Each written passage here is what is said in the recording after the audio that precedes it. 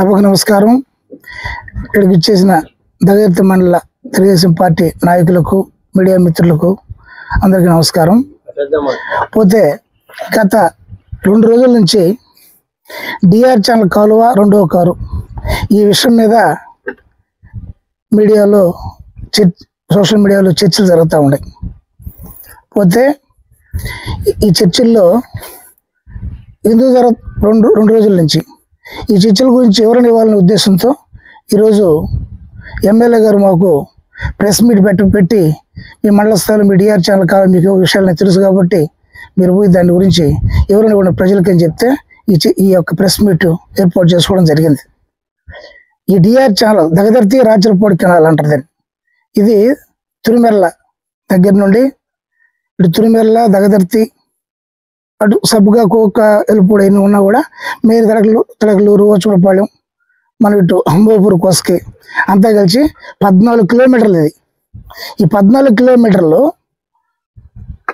ఎప్పుడు కూడా దీని గురించి వైసీపీ నాయకులు ఈ కాలం ఏర్పడి నుంచి కూడా వైసీపీ ఎప్పుడు దీన్ని పడుచుకోవాలి.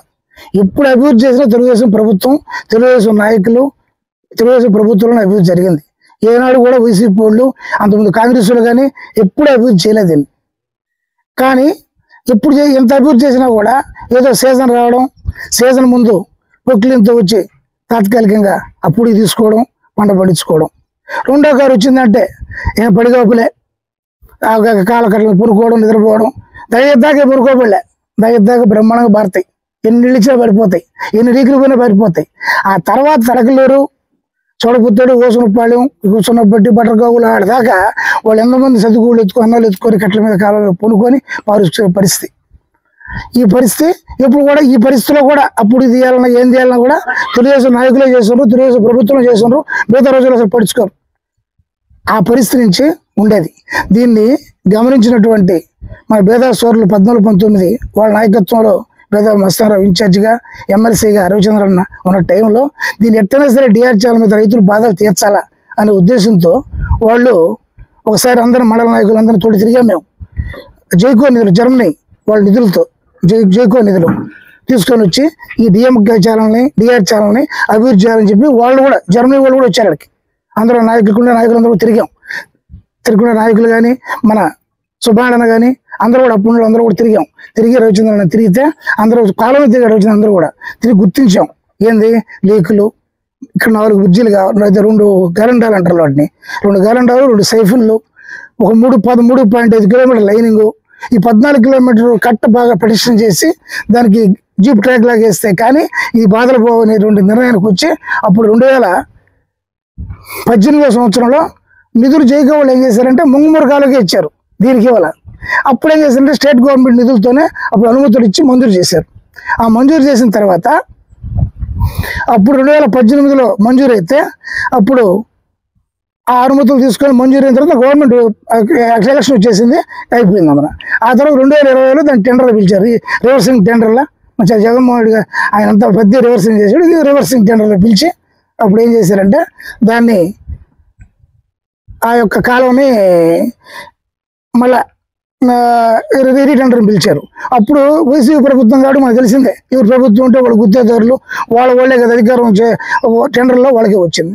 ఆ టెండర్లో వచ్చిన తర్వాత వాళ్ళు వచ్చి 2020లో వచ్చి 2 సంవత్సరాల అగ్రిమెంట్. అది 2 సంవత్సరాలు వాళ్ళకి వర్షాలు పడక 2వ కారు ప్రభుత్వంలో వాళ్ళు వచ్చిన టైం నుంచి కూడా అంతకుముందు కూడా 2 కార్లు పండిన సందర్భాలు లేదు. ఆ టైంలో చేసిన అవకాశం చాలా ఇసులు పట్టింది. అయితే ఈ ప్రాజెక్టుల మీద, రైతుల మీద చర్చపోవడం ఉన్న వైసీపీ ప్రభుత్వం ఆ పని వాళ్ళకి బిల్లులు లేట్ అవ్వడం కారణం ఏందో కానీ వాళ్ళు ఏం చేశారంటే జనరల్గా కాంట్రాక్ట్ ఉండే ఉద్దేశం ఏంటంటే ఇప్పుడు సిమెంట్ వర్క్లు, బ్రిడ్జీలు 4 లైనింగు ఇవన్నిటిని పక్కన పెట్టి ఆ కింద నుంచి లాస్ట్ నుంచి మట్టి వర్క్ చేసుకుంటా జనరల్గా లైనింగ్ అనేది మొదట్లో వేసుకొని ఆ బ్రిడ్జీలు కట్టుకుంటే వెనక చిక్కి లాస్ట్లో ఒక లైన్ లేకుండా ఇప్పుడు తీసిన పోతాయి. అది వాళ్ళు ఏం చేశారు, వైసీపీ కాంట్రాక్టర్లు మట్టి పని మాత్రం పూర్తి చేసి ఎక్కడెక్కడ అవకాశం ఉంటే మట్టి పని చేసుకొని 9 కోట్లు బిల్లు తీసుకొని కాంట్రాక్ట్ ఈ పనులు మాత్రం చేయలే.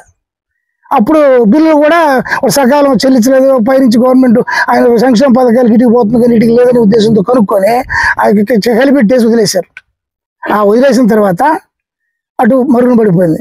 ఈ సంవత్సరం దేవుడి దేవుళ్ళు చంద్రబాబు నాయుడు అంత రెండు కార్లు పడే విధంగా వర్షాలు పడ్డాయి, చేయలే. ఇప్పుడు అవకాశం దొరికింది, చేసేదానికి అవకాశం ఉంది, కానీ రెండో కారు పరిస్థితి ఇప్పుడు పుష్కలంగా నీళ్ళు ఉన్నాయి. ఈ పరిస్థితుల్లో మళ్ళీ ఈ మార్చికి ఫండ్స్ పోతాయి.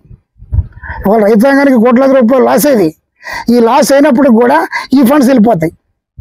ఈ ఫండ్స్ పోయే క్రమంలో మన ఎమ్మెల్యే గారు ఏం చేశారు, ఇది ఒకటే కదా ఆయన వైసీపీ ఆయన గెలిచిన తర్వాత వైసీపీ వాళ్ళు జనరల్గా వైసీపీ వాళ్ళు పనిచేస్తుంటే జనరల్గా ఏ ఎమ్మెల్యే అయినా సరే మళ్ళీ విధులు వస్తే రావతరాస్తుంది వాళ్ళకి ఇవ్వడదు అనుకుంటారు. మన ఎమ్మెల్యే వాళ్ళ అభివృద్ధి కోసం కాంక్షించే వ్యక్తి ఆయన. అయితే వైసీపీ కాంట్రాక్టర్ ఎవరైతే మనకెందుకు వాళ్ళ చేతన బెత్తం తీసుకొని కొట్టి పని చేయించేసి బిల్లులు సపోర్ట్ ఇచ్చి చేద్దాం అనేటువంటి ఎమ్మెల్యే మనకి.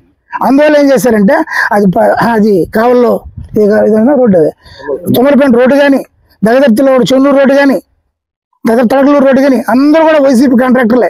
వాళ్ళందరూ పిలిపి నేను భరోసా ఉంటా, బిల్లు ఇప్పిస్తా, మీ తాడు చేస్తా, మీరు పని చేయమని చెప్పి అటు అధికారులకి ఇటు కాంట్రాక్టర్లకు చెప్పి వాళ్ళ చేతి పని చేయిస్తా. కొన్ని పనులు పూర్తయి కొన్ని జరుగుతూ ఉన్నాయి. దాంట్లో భాగంగానే ఈ డిఆర్ ఛానల్ కూడా ఇది సరైన సమయం, రైతాంగానికి శాశ్వత ప్రాతిపదికన చేయించాలా. బ్రిటిష్ టైంలో చేసినటువంటి బిజీలు ఈరోజు బిజీలు కాదు, అవి లీకులు, మేము బడే ఇబ్బందులు నరకం పడతారు రైతులు. దీన్ని ఈ టైం తప్పితే మళ్ళీ ఫండ్స్ రావు. మన ప్రభుత్వం వచ్చినప్పుడు కూడా ప్రభుత్వం కూడా మనతో ఫండ్స్ మళ్ళీ తిరిగి ఇస్తున్న నమ్మకం లేదు. అంటే ఆ పరిస్థితుల్లో గడ్డు పరిస్థితులు ఉంది. మన ప్రభుత్వం కూడా సమకూరుస్తాం చంద్రబాబు రకరకాల ప్రయత్నాలతో. ఈ పరిస్థితుల్లో ఫండ్స్ పోనికూడదనే ఉద్దేశంతో ఆయన వాళ్ళు పిలిచి, మీరు రైతాంగాన్ని ఆపుతుండ కోట్లాది రూపాయల లాసు, 2-3 వేల ఎకరాలు ఆయకట్టు ఆపుతుండ మీ ఇష్టం అని చెప్పి వాళ్ళని పిలిచి ఖచ్చితంగా రెండో కారు నాలుగు పోసే సమయానికి నీళ్ళు బిజ్జీలను పూజ వదిలేయాలని ఒక భరోసా అధికారులు కాడ ఇటు కాంట్రాక్టర్ తీసుకొని దాన్ని మొదలుపెట్టే ప్రయత్నం చేసినాడు. అప్పుడు కూడా ఆయన ఏం చేశాడంటే దాన్ని పగలగొట్టిండి అది అధికారులు చెప్పలే, దాన్ని నేను ప్రకటించిన తర్వాత మీరు చేసుకుందరని చెప్పారు. వాళ్ళు అత్యుత్సాహం, ఎమ్మెల్యే భరోసా ఇచ్చేలా అత్యుత్సాహంతో ఆయన అసెంబ్లీలో ఉన్నాడు. ఆయనకి అత్యుత్సాహంతో ఎమ్మెల్యే కూడా భరోసా వచ్చింది కానీ ఆయన చెప్పకుండానే జస్ట్ దాని మీద లాగారు. ఆ ప్రెస్ మీట్ పెట్టేసి ముందుగా చేసుకుంటే అసలు ఈ పరిస్థితి కూడా లేదు. సరే ముందుగానే వాళ్ళు వచ్చి లాగిన తర్వాత ఇమీడియట్గా అది మన అన్న సుబ్బారావు చేయాల్సిన పని ఏంటంటే అది లాగంగానే ఇవన్నీ కాదు, ఇమీడియట్గా ఎమ్మెల్యేకైనా ఫోన్ చేయొచ్చు, ఎవరికైనా చేయొచ్చు. ఏందన్నా ఏం చెప్పి రెండో గారు ఉందా లేదా, వాళ్ళు వచ్చి పగలు కొడతారని చెప్పి మీకు తెలిసినట్లేదు, మీకు తెలుసుంటే మీరు చెప్పే చేసేవాళ్ళు ఇదంతా జరిగిందని ఒక మాట ఉంటే పోయే పరిస్థితి. అటు కాకుండా దాంట్లో వైసీపీ వాళ్ళ అండదండలతో ఇది రకరకాల పోస్టులు పెట్టారు. ఆ పోస్టులకి నిన్న కూడా వాళ్ళు మళ్ళీ కాళ్ళ దగ్గర కూడా పోయించారు. ఎన్ని కాదు ఎమ్మెల్యే గారు ప్రెస్ మీట్లో అందరు నాయకులకు కూడా ఆయన పిలిచి అందరితో ఫోన్లో అసెంబ్లీలో ఉన్నాడు. ఆయన ఇచ్చిన మళ్ళీ ఎవరిని ఇస్తాడు, ముందుగా చెప్పమన్నాడు. రెండో కారు లేదు, మీ రైతాంగ ఆధునీకరణ కోసం ఈ ఫండ్స్ బాగుండేదాని కోసం చేస్తున్నాను. ఒకసారి రైతులు సహకరించండి, ఒక తాత్కాలికంగా 1 year మీకు శాశ్వతంగా మీ దగ్గర కాలకట్టలు ఎదుర్కోవాల్సిన అవసరం లేదు, పావులు గడిచే పరిస్థితి లేదు అని ఆయన చెప్పడం జరిగింది. అందువల్ల రైతాంగాన్ని ఒకటే చెప్తున్నాం, డిఆర్ ఛానల్ కాలువ మన ఎమ్మెల్యే టైంలో ఈ మహర్దశ పడిపోతుంది. ఈ ఒక్క కారుకి మనం సహకరిస్తే రాబోయే రోజు జీవితకాలం బ్రిటిష్ టైంలో వేసిన బిజ్జిల్ని ఈరోజు తీసేసి లీకులు లేకుండా చేస్తున్నారు. కాబట్టి వాళ్ళందరూ సహకరించాలని కూడా అందరూ సమాముఖంగా చెప్పాడు. రైతాంగంలో సహకరించడం కూర్చున్నాం. అంతేగాని పదే మా అన్నోళ్ళు కూడా వైసీపీ నాయకులు అండదండలు వైసీపీలు ఎడతారంటే మాకేదో గ్యాప్ ఉంది, చిన్న మనసు ఏం పెద్ద ఏమి లేవు. ఈ చిన్న గ్యాపులతో శ్రేయర్కి రేవానికి తూగేట్టు పెట్టాలా, శ్రేయర్కి సుబ్బాడికి తూగేట్టు పెట్టాలా, శ్రేయర్కి పులిసేరికి తూగేట్టు పెట్టాలా. వాళ్ళు అవకాశం చేసుకుంటారు. మన అధ్యక్షులు అన్నట్టు వెంటిలేటర్ పోయి పల్స్ ఆగిపోయే టైంలో ఉంది వైసీపీ. వెంటిలేటర్లో పల్స్ ఆగిపోతుంది కొద్ది రోజుల్లో. ఈ పల్స్ ఆగిపోయే టైంలో ఏమి దుక్కులు ఏం చేస్తారు, పల్స్ ఆగి చచ్చిపోయేటప్పుడు అటు ఇటు ఎగరుతారు. ఆ ఎగిరేకంలో ఉన్న వైసీపీ ఇప్పుడు ఏం చేయలేక స్టాడీ మాటలు తాగేతి గ్రామంలోకి వచ్చి తాలూకు ప్రసాద్ నాయుడు అని చెప్తున్నారు. ఎంతవరకు తెలియదు. ప్రసాద్ నాయుడు వచ్చి నేను ఎమ్మెల్యేతో మాట్లాడేసినాను, రెండో గారు లేదు, నేను దాన్ని పగలగొట్టేస్తారు, ఇవాళ నేనే పగలగొట్టిస్తాను రకరకాలుగా చెప్తుండ్రు. ఎన్ని చెప్పుకున్నా ఇక్కడ ఒకటే, తెలుగుదేశం మనం ఎమ్మెల్యే చెప్పాలా లేకపోతే తెలుగుదేశం పార్టీ అధికారులు చెప్పాలా, తెలుగుదేశం పార్టీ అధికారులు ఎమ్మెల్యే చెప్తే ఏదైనా జరగద్ది. వాళ్ళు ఆ ఎమ్మెల్యే ఇచ్చిన భరోసాతో ఓవర్ కాన్ఫిడెన్స్ ముందు వచ్చేసారు. కానీ దాన్ని ముందుగానే ఎమ్మెల్యే గారు భరోసా ఇచ్చాడు కాబట్టి చేయగలిగారు వాళ్ళు. అంతేగాని దాన్ని వేరే విధంగా ఉద్దేశంతో కాదు. ఎమ్మెల్యే గారు ఈ విధంగా వైసీపీ వాళ్ళతో కుమ్మక్కయ్యి వైసీపీ వాళ్ళతో అండదండలతో గెలిచిన వ్యక్తి కాదు.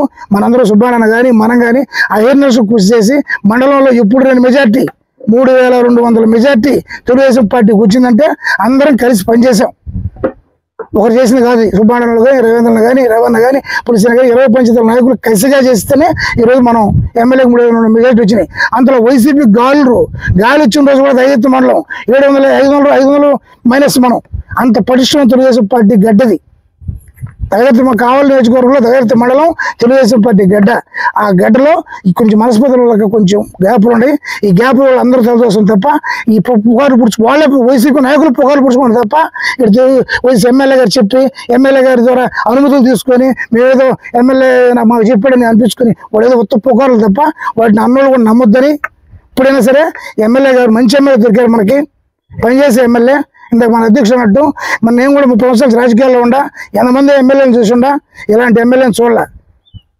ఎలాంటి ఎమ్మెల్యే అంటే స్పందించే ఎమ్మెల్యే, మా కార్యకర్త బాగుపడాలని ఎమ్మెల్యే, ప్రజలు బాగుండాలన్న ఎమ్మెల్యే. ఇక్కడ ఎమ్మెల్యేకి మనందరం సహకరిద్దాం.